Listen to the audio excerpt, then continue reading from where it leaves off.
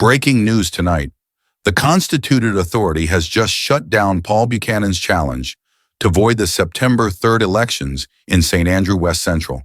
And once again, Andrew Holness is sitting pretty. But for how long?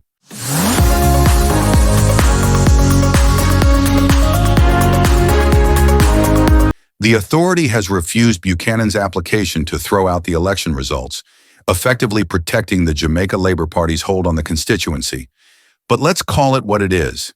Andrew Holness and his party continue to benefit from questionable wins and backdoor deals that have left many Jamaicans fuming.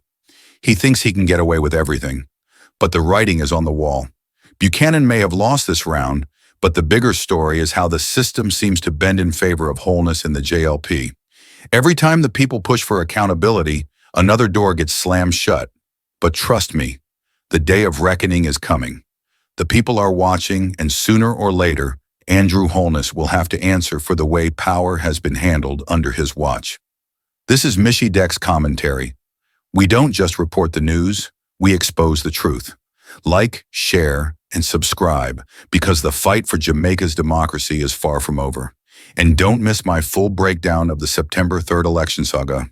It's linked right here.